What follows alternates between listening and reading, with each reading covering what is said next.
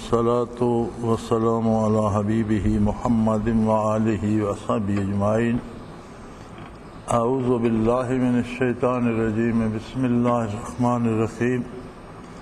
الم تر الی الملأ بنی اسرائیل من بنی اسرائیل من بعد موسیٰ اذ قالوا لنبی لهم ابعث لنا ملکا نقاتل فی سبیل اللہ قال هل عصیتم من کتب علیکم القتال الا تقاتلوا قالوا وما لنا الا نقاتل فی سبیل اللہ وقد اخرجنا من دیارنا وابنائنا فلما كتب علیہم القتال تولوا الا قلیلا منهم واللہ علیم بالظالمین۔ وقال لهم نبيهم إن الله قد بعث لكم طالوت ملكا قالوا أنى يكون له الملك علينا ونحن أحق بالملك منه ولم يؤت سعة من المال قال إن الله اصطفاه عليكم وزاده بسطة في العلم والجسم والله يؤتي ملكه من يشاء والله واسع عليم۔ اللهم سبحانك لا علم لنا إلا ما علمتنا إنك أنت العليم الحكيم۔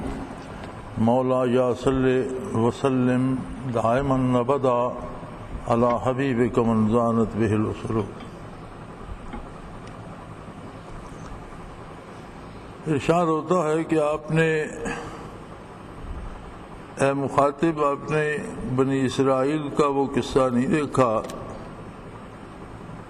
موسیٰ علیہ السلام کے بعد جب وہ اپنے نبی سے کہنے لگے ابعث لنا ملکا نقاتل فی سبیل اللہ، کہ ہم میں سے ایک کو حاکم بنا دیجئے، بادشاہ بنا دیجئے تاکہ ہم اللہ کی راہ میں جہاد کر سکیں۔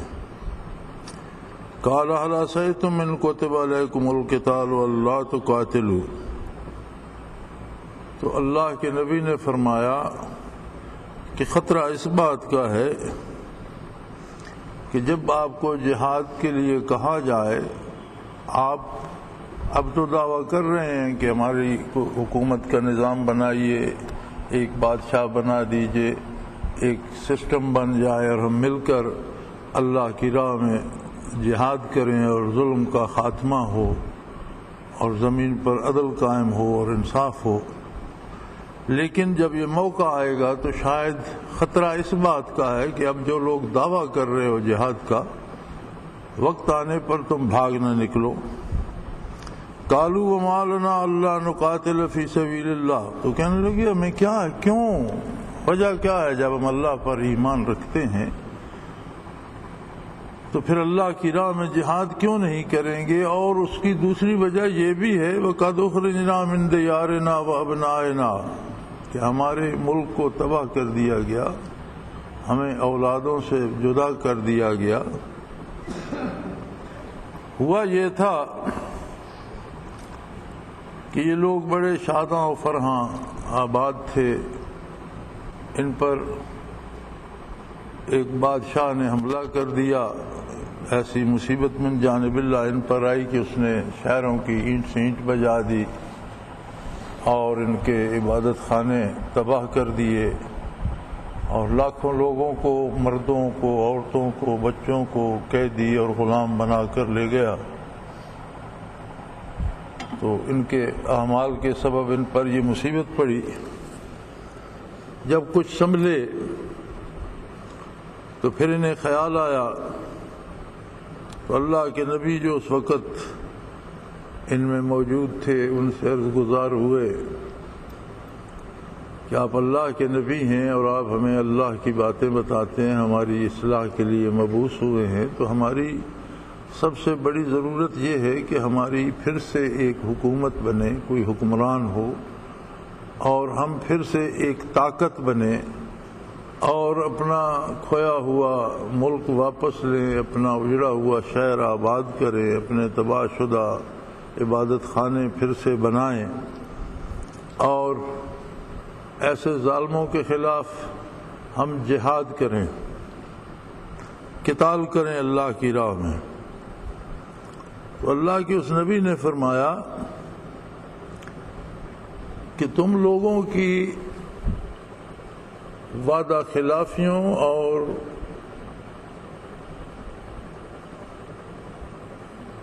کمزوریوں کے باعث تم پر یہ تباہی آئی۔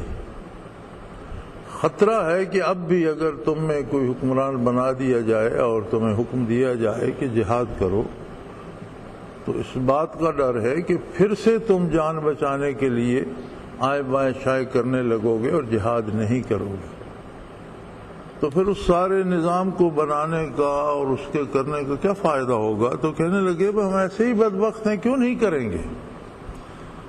پہلی وجہ تو یہ ہے کہ جب اللہ کی راہ میں جہاد کرنا ہے اور ہم اللہ پر ایمان رکھتے ہیں تو کیوں نہیں کریں گے؟ اللہ کے حکم کی اطاعت کیوں نہیں کریں؟ اور دوسری بات یہ ہے کہ ہمارے ساتھ بہت ظلم ہوا ہے، ہمارا شہر تباہ ہو گیا، ہمارے لاکھوں لوگ قیدی بن گئے، ہماری اولادیں چھن گئیں، بیویاں چھن گئیں، تو عبادت خانہ تباہ ہو گیا، اور ہمیں بھاگ کر جان بچانا پڑی۔ اخرجنا من دیارنا وابنائنا، ہم اولادوں سے الگ ہو گئے، گھروں سے بے گھر ہو گئے، شہر سے بھاگ گئے، تو پھر ہم کیوں جہاد نہیں کریں گے؟ لیکن اس سب کے باوجود فلما کتب علیہم القتال تولوا الا قلیلا منہم، اس سب کے باوجود جب ان پر جہاد فرض کیا گیا تو اپنے وعدے سے پھر گئے، سوائے تھوڑے لوگوں کے، ایک قلیل مقدار، تھوڑے لوگ، الا قلیل منہم، ان میں سے بہت سے تھوڑے لوگ اپنے وعدے پر قائم رہے، اکثریت جان بچانے کے لیے بھاگ گئی۔ واللہ علیم بالظالمین، اللہ کریم ظالموں کو بہت اچھی طرح جانتا ہے۔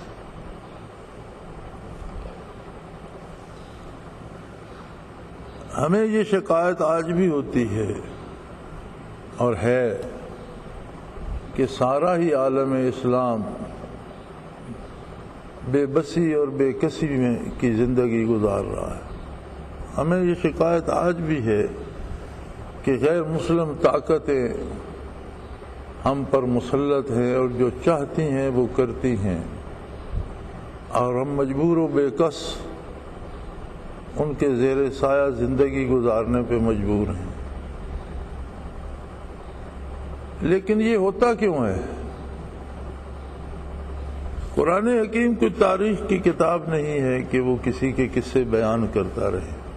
اگر کوئی تاریخی قصہ بھی بیان کیا جاتا ہے تو وہ حالات حاضرہ کو دیکھنے اور سمجھنے کا ذریعہ بنتا ہے، وہ آئینہ دکھاتا ہے کہ پہلی قوموں میں سے فلاں لوگوں کا کردار کیا تھا، ان سے کیا سلوک کیا گیا، اور اگر آج تمہارا کردار وہ ہوگا تو وہی سلوک تم سے بھی ہوگا۔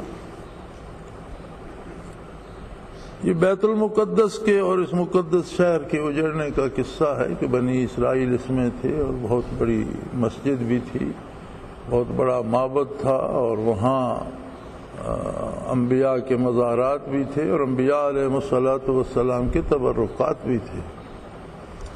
تو غالباً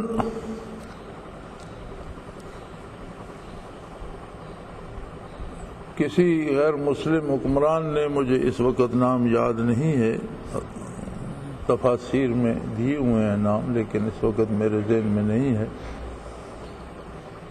تو اس نے حملہ کر دیا ان پر، اور اس نے شہر کی اینٹ سے اینٹ بجا دی۔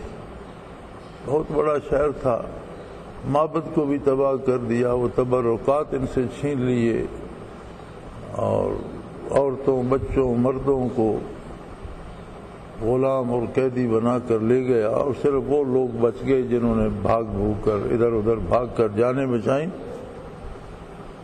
پھر ان میں اللہ نے نبی مبعوث فرمایا۔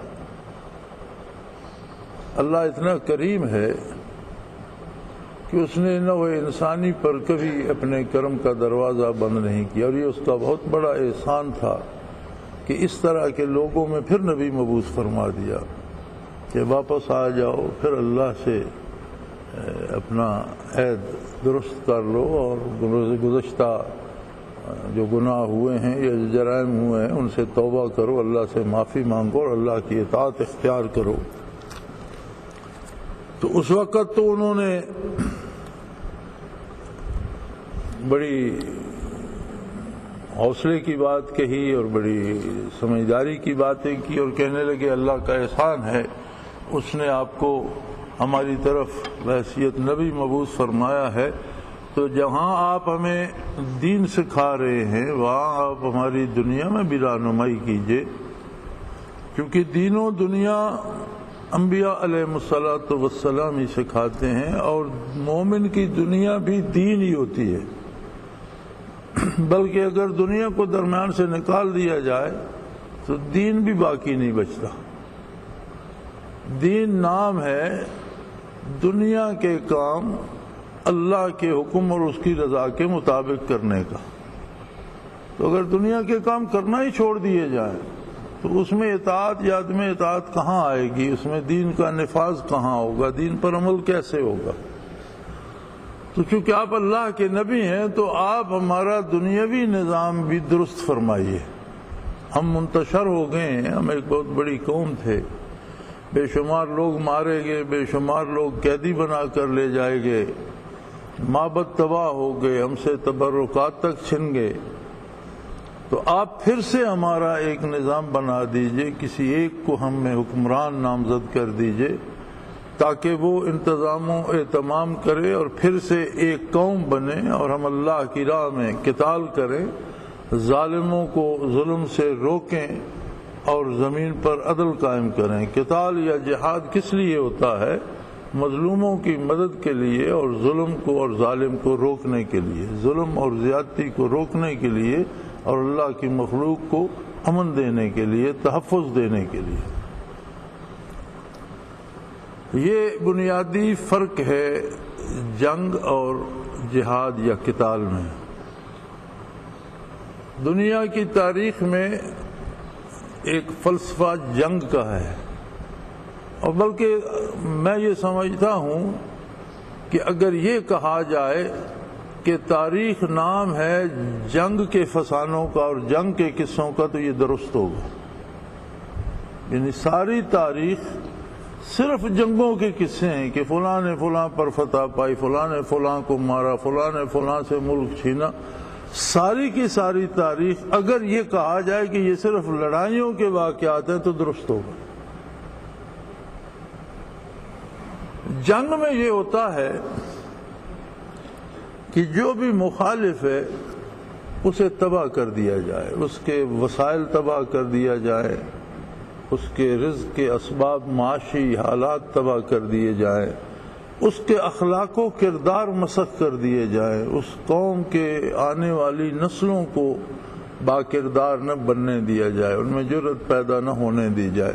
یا آپ نے جن لوگوں نے برطانوی راج کی کالونیاں دیکھی ہیں اور جنہوں نے دیکھی نہیں پڑھی ضرور ہوں گی، تو ہر جو کالونی بنانے کا جو نظام تھا اس کے پیچھے یہی تھا کہ جس قوم جو قابو آ جائے اسے اپنے ماضی سے نا آشنا کر دو، اسے اپنے کردار، اپنے عقیدے اور اپنے مذہب سے جدا کر دو، اسے محض ایک غلام بنا کر رکھ دو کہ وہ آپ کی اطاعت کرتا رہے اور اس کی اپنی پسند نہ رہے۔ اور یہ سلیوری یا غلامی یا کالونیلزم کا نظام کہا تو جاتا ہے ختم ہو گیا، لیکن میری ذاتی رائے یہ ہے کہ یہ ختم نہیں ہوا، اس کی صورت بدل گئی ہے۔ پہلے یہ ہوتا تھا کہ ممالک چھن جاتے، لوگوں کو مارا جاتا، قتل عام کیا جاتا، جو بچ جاتے انہیں غلام بنا لیا جاتا، پھر ان کو اپنی مرضی سے جینے کے راستے دیے جاتے اور ان کے جو اپنے راستے تھے وہ ان سے چھن جاتے۔ اب یہ ہوتا ہے کہ بغیر لڑائی کے بھی جو بڑی طاقتیں ہیں وہ اس طرح کے حالات پیدا کر دیتی ہیں کہ لوگ اپنے ملکوں میں بیٹھے ہوئے کماتے اپنا ہے، کھاتے اپنا ہے، غلامی ان کی کرتے۔ یعنی اس جو تھا غلام بنانے کا جو ایک طریقہ تھا، وہ ایک سلیوری سسٹم جو تھا، وہ بھی ماڈرنائز ہو گیا ہے، وہ بھی جدید ہو گیا ہے۔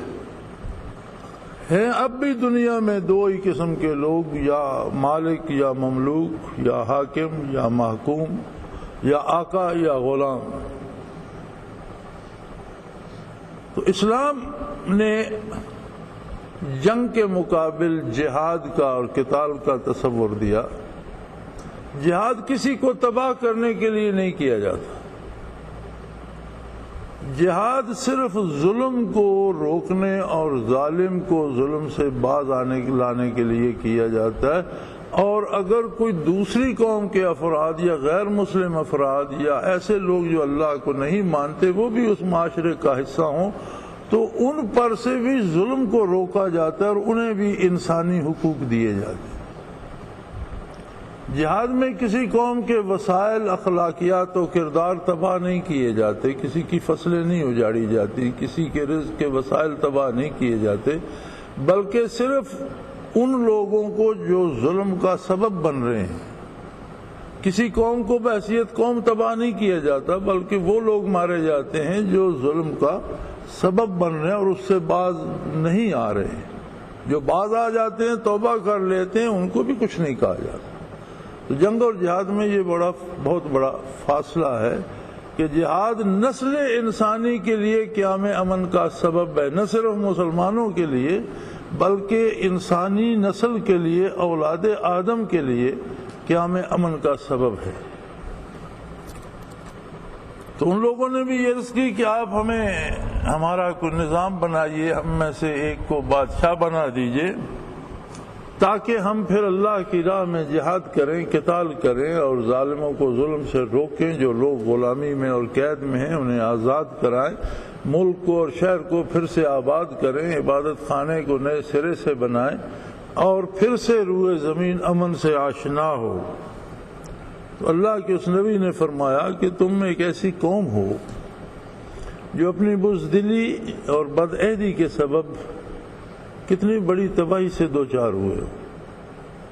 خطرہ یہ ہے کہ اگر تم پر نظام بنا دیا جائے پھر تم بدعہدی کرو گے۔ آج تو کہہ رہے ہو کہ ہم جہاد کریں گے، لیکن مجھے ڈر اس بات کا ہے کہ تم پھر اپنے عہد سے پھر جاؤ گے۔ تو وہ کہنے لگے وما لنا، کیوں؟ ہمارا کوئی دماغ خراب ہے؟ ہمیں کیا ہوا ہے؟ ہم ایسا کیوں کریں گے کہ اللہ کی راہ میں جہاد نہیں کریں گے جبکہ ہم اللہ پر ایمان رکھتے ہیں؟ تو پھر اللہ کی راہ میں جہاد نہ کرنے کا سوال پیدا نہیں ہوتا۔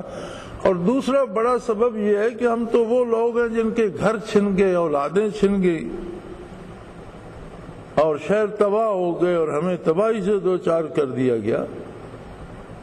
تو ہماری تو ضرورت ہے کہ ہم جہاد کریں گے۔ فلما كتب عليهم القتال تولوا الا قليل منهم، جب ان پر جہاد فرض کیا گیا تو واقعی وہ اپنے عہد سے پھر گئے سوائے تھوڑے لوگوں کے۔ واللہ علیم بالظالمین، اللہ ایسے ظالموں کو خوب جانتا ہے اور اس نے اپنے نبی کو بھی آگاہ فرما دیا تھا کہ یہ پھر جانے والے لوگ۔ آج کی دنیا کو اگر دیکھیں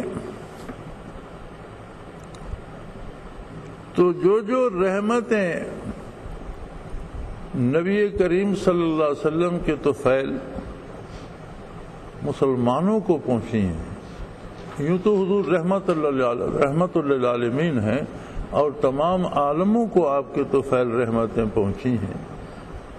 اللہ کے سوا جو کچھ بھی ہے وہ آپ کی رحمت کا ممنون ہے اور آپ کے بارے احسان تلے دبا ہوا ہے۔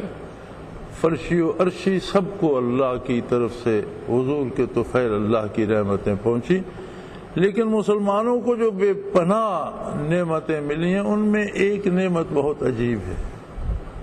فی الوقت ہم ایک بات کا ذکر کرتے ہیں جس کا تعلق ہمارے ساتھ آج کے عہد کے ساتھ ہے۔ اللہ کریم نے حضور کے غلاموں اور خادموں اور آپ کے جانثاروں میں ایک عجیب کرامت رکھی ہے۔ صحابہ کرام رضوان اللہ علیہم اجمعین کی یہ کرامت آج بھی روز روشن کی طرح واضح ہے کہ حضور کے حکم کے مطابق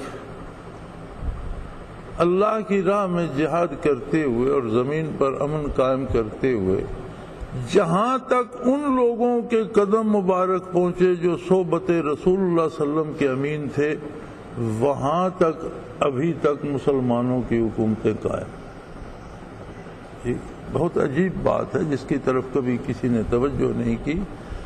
آپ جزیرہ نما عرب سے لے کر دنیا کے نقشے پر دیکھ لیں، جہاں جہاں صحابہ کرام پہنچے ہیں وہ خطہ ہے زمین ابھی تک مسلمانوں سے چھینے نہیں گئے. مسلمان بٹ گئے، اب 56-57 ریاستیں بن گئیں، لیکن ان سب ریاستوں کا نقشہ یکجا کر کے اسے آپ تاریخ کے حوالے سے دیکھیں گے تو یہ وہ حصے ہیں زمین کے جن پر صحابہ کرام رضوان اللہ علیہم اجمعین نے فتح کے جھنڈے گاڑے تھے. اور مزے کی بات یہ ہے کہ یہ جتنے علاقے ہیں یہ روئے زمین کے سب سے بہترین خطے ہیں انسانی زندگی کے وسائل کے اعتبار سے. یعنی سب سے اچھی بندرگاہیں مسلمانوں کے پاس، بہترین زرخیز زمینیں مسلمانوں کے پاس، بہترین پھلدار درخت مسلمانوں کے پاس، بہترین زیر زمین ذخائر، وہ تیل کے ہوں، سونے کے ہوں، جواہرات کے ہوں، معدنیات کے ہوں، مسلمانوں کے پاس. یعنی جتنے علاقے آج مسلمانوں کے پاس ہیں یہ دنیا میں انسانی زندگی کے وسائل کا 80% پروڈیوس کر رہے ہیں. باقی ساری دنیا کے پاس جو وسائل ہیں وہ 20% رہ جاتے ہیں. مزے کی بات یہ ہے کہ جن کے پاس 20% ہے وہ مالک بنے ہوئے اور جن کے پاس 80% ہے وہ ان کے غلام بنے. سبب کیا ہے اس کا؟ بعض لوگوں کو یہ خیال ہوتا ہے کہ ہم جو جدید تحقیق ہے اور ماڈرن ٹیکنالوجی ہے اس میں ہم پیچھے رہ گئے. ایسی بات بھی نہیں.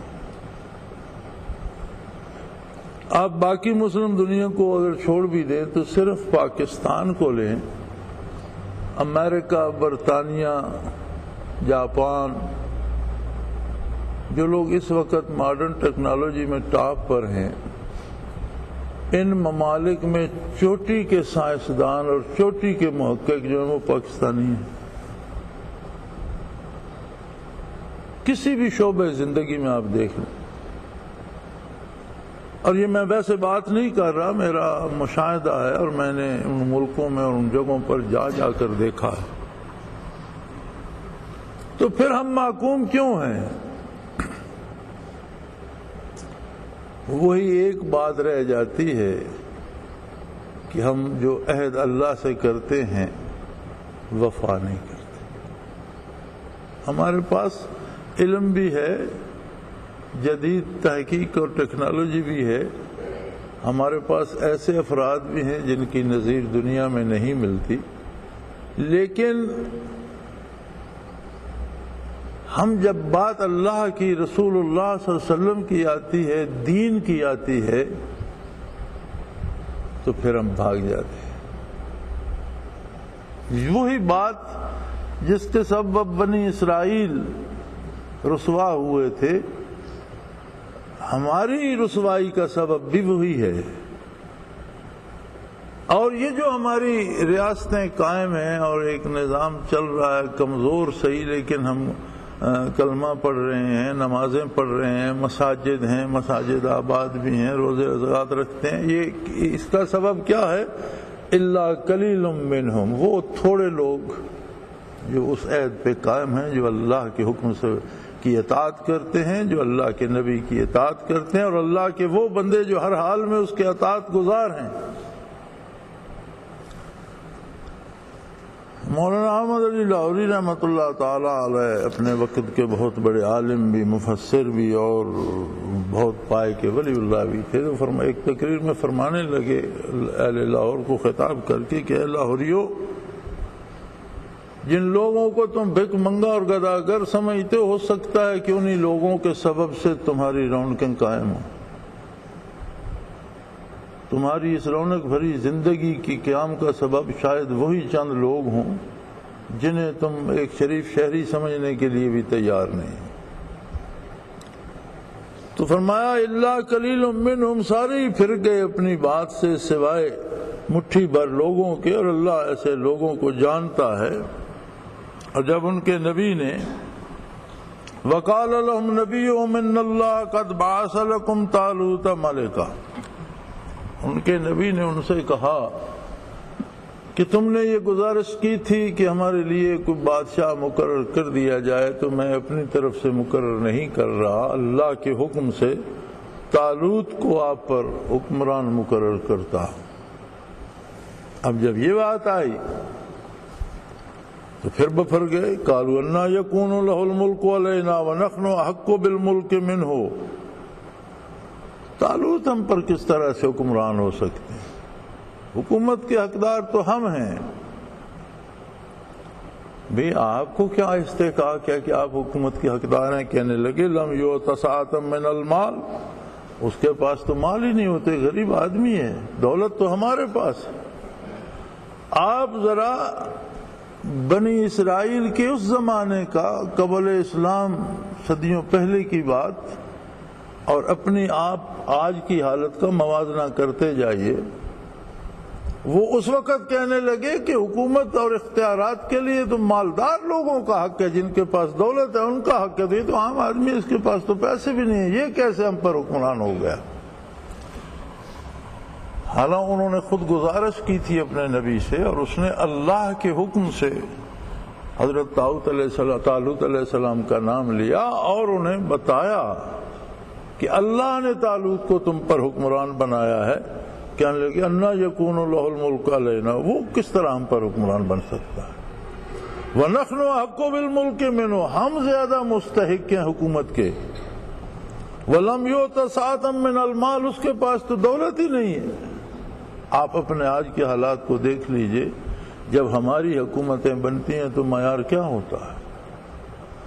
ایم این اے، ایم پی اے یا اسمبلی کا رکن یا سینیٹر بننے کے لیے کیا معیار ہے کہ اچھا نیک ہو، پارسا ہو، عالم ہو، شریف آدمی ہو، یا صرف ایک معیار ہے کہ اس کے پاس دولت ہو اور وہ پیسے خرچ کرے اور پہنچ جائے؟ یہی معیار ان کا بھی تھا۔ یعنی قرآن کریم حکایات تاریخی جو بیان فرماتا ہے، ایک تو وہ حق ہوتی ہیں اور دوسرا درس عبرت ہوتی ہیں اور باعث ہدایت ہوتی ہیں۔ آج اپنی حکومت سازی میں ہم بھی وہیں پہنچے ہوئے ہیں۔ پھر دوسری عجیب بات جو انہوں نے فرمائی، انہوں نے فرمایا بات یہ ہے ان اللہ اصطفاہ، پہلی بات تو یہ ہے کہ اللہ نے انہیں منتخب فرما لیا، قصہ ختم ہو گیا، کسی مزید دلیل کی ضرورت ہی نہیں ہے۔ میں اللہ کا نبی ہوں اور میں تمہیں بتا رہا ہوں کہ اللہ نے اس بندے کو حکمرانی کے لیے چن لیا ہے۔ یہ تو ہو گئی فیصلہ کن بات۔ دوسری بات جو تم دلیل دیتے ہو کہ تمہارے پاس دولت زیادہ ہے، حکومت کے لیے زیادہ دولت نہیں چاہیے، حکومت کے لیے چاہیے وَزَادَهُ بَسْطَةً فِي الْعِلْمِ وَالْجِسْمِ، اس نے تم سب میں سے علم میں بھی اور جسمانی صحت میں بھی انہیں تم سب میں سے بہترین جوان بنایا ہے۔ علم کے اعتبار سے تم سب سے افضل ہیں اور سب سے زیادہ اچھا جاننے والے ہیں، دنیا و آخرت کی باتوں کو جانتے ہیں، دین و دنیا کے طریقوں سے آگاہ ہیں، اور ان کی صحت بھی تم سے، جسم بھی ان کا تم سب سے طاقتور اور صحت مند ہے۔ یعنی حکمران کے لیے دو باتوں کی ضرورت ہے، دو اوصاف قرآن نے بتائے کہ ایک تو اس کا نالج یا علم جو ہے وہ ایسا ہو کہ قوم کی رہنمائی کر سکے، امور دنیا میں بھی اور امور آخرت میں بھی، بین الاقوامی حالات کا مطالعہ بھی اس کا وسیع ہو، دنیا کے معاملات کو بھی سمجھتا ہو، خرید و فروخت کو بھی جانتا ہو، صلح اور جنگ کے اصولوں سے بھی واقف ہو، اور اس کا جسم بھی صحت مند ہو کہ صحت مند دماغ صحت مند جسم میں ہی ملتا ہے۔ ہمارے ہاں آپ دیکھ لیجئے، نہ تو کوئی علم کا معیار ہے اور نہ کوئی صحت کا معیار، تو اتنا گیا ہوا ہے کہ جب الیکشن ختم ہوتے ہیں اور وہ ایک دفعہ وہ قسم لے لیتے ہیں اسمبلی کی تو آدھی اسمبلی تو اسپتال چلی جاتی۔ پہلے سے جو اتنے مریض ہوتے ہیں اور کوئی بیشتر تو ایسے ہیں جنہیں علاج کے لیے سرکاری خرچ پر بیرون ملک بھیجا جاتا ہے کہ اس کا کوئی ڈینٹمنٹ نکالو اور اس پہ کوئی پینٹمنٹ نیا لگاؤ، یہ تو گیا کام سے۔ اراکین اسمبلی کی فہرست آپ دیکھ لیں تو بیشتر تو غیر ملکوں میں علاج کے لیے سرکاری خرچ پہ چلے جاتے ہیں، اور جو یہاں رہ جاتے ہیں، میں اگلے دن بھی ایک فہرست دیکھ رہا تھا کہ ایک بندے نے پتہ نہیں 9 لاکھ کی کتنی ایک سال میں دوائیں لیں اسمبلی کی اس ڈسپنسری سے۔ تو ایسے بیماروں کو وہاں لے جانے کی تو کیا بنتی ہے؟ جو بندہ گیا کام سے اور اس کی صحت بھی ٹھیک نہیں ہے، وہ سوچے گا کیا، سمجھے گا کیا، اور قوم کی رہنمائی کیا کرے گا؟ تو ہمیں یہ شکایت تو ہے اللہ کریم سے تو کہ ہم جی بڑے مسلمان ہیں اور ہم پر کافروں کو چڑھا رکھا ہے اور ہماری اللہ مدد نہیں کرتا، دعائیں مانگ کر تھک جاتے ہیں۔ ہم یہ نہیں دیکھتے کہ ہمارا کردار کیا ہے، اور نتیجہ تو عمل پر، کردار پر مرتب ہوگا۔ تو اس عہد کے بنی اسرائیل کے ان لوگوں کو لے لیجئے اور اپنے آج کے اپنے آپ کو لے لیجئے، تو میں یہ سمجھتا ہوں کہ قرآن حکیم قصہ ان کا سنا رہا ہے، بات ہم سے کر رہا ہے، واقعہ بنی اسرائیل کا سنا رہا ہے، بات ہم سے کر رہا ہے۔ یہ تو میرا خیال ہے اس نے اتفاق ہے کہ کچھ فوجی حکمران آ جاتے ہیں تو کم از کم فزیکلی تو فٹ ہوتے ہیں۔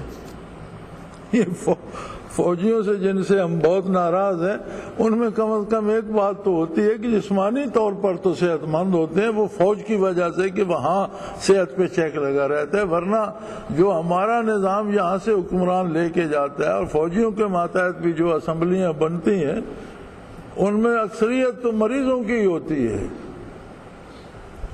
تو حکومت کے لیے 2 شرائط ہیں، ایک تو یہ ہے کہ اس حکمران کے پاس علم ہو،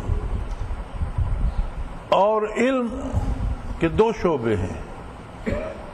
نبی کریم صلی اللہ علیہ وسلم نے فرمایا العلم علمان، جسے the knowledge، العلم جسے کہیں گے، اس کے 2 حصے ہیں، علم الادیان و علم الابدان، دین کا علم جسے آپ نارمیٹو سائنسز کہہ سکتے ہیں، عقیدہ، ایمان، اخلاق، کردار، اور علم الابدان، فزیکل سائنسز، جسمانی علوم جس میں معیشت، معاشرت، حکومت، سیاست سب آ جاتا ہے۔ تو علم یہ ہے کہ دین و دنیا اور آخرت کو بھی سمجھتا ہو، دنیا و آخرت کو بھی سمجھتا ہو، اور مادی امور اور بین الاقوامی طریقے اور دنیا پر حکمرانی کے انداز اور لوگوں کی ضرورتیں اور ان کے پورا کرنے کے طریقے ان سے بھی آشنا ہو۔ یعنی پہلے تو عالم ہو اور پھر جسمانی لحاظ سے بھی مضبوط ہو، صحت مند بھی ہو۔ تو فرمایا ان اللہ اصطفیٰ علیکم، اللہ نے طالوت علیہ السلام کو تم پر منتخب کر لیا ہے۔ اور دوسری بات یہ ہے، اس کے بعد کسی دلیل کی ضرورت نہ رہی جب اللہ نے انہیں چن لیا ہے، لیکن جو کام اللہ کرتا ہے وہ سب سے زیادہ صحیح ہوتے ہیں۔ دوسری بات یہ ہے کہ حکومت کی جو 2 شرائط ہیں وہ تم میں سے سب سے زیادہ بدرجہ عتم ان میں پائی جاتی ہے، اور وہ ہیں عالم ہو، دنیا و آخرت کو سمجھتا ہو، جسمانی لحاظ سے صحت مند ہو اور اس کی سوچ بھی صحت مند ہو۔ وَزَادَهُ بَسْطَةً فِي الْعِلْمِ وَالْجِسْمِ وَاللَّهُ يُؤْتِي مُلْكَهُ مَن يَشَاءُ وَاللَّهُ وَاسِعٌ عَلِيمٌ، اور اللہ جسے چاہے اسے ملک عطا کر دیتا ہے، اس لیے کہ اللہ تعالی وسعت دینے والے ہیں، واسع ہیں اور علیم ہیں، سب سے زیادہ جاننے والے ہیں۔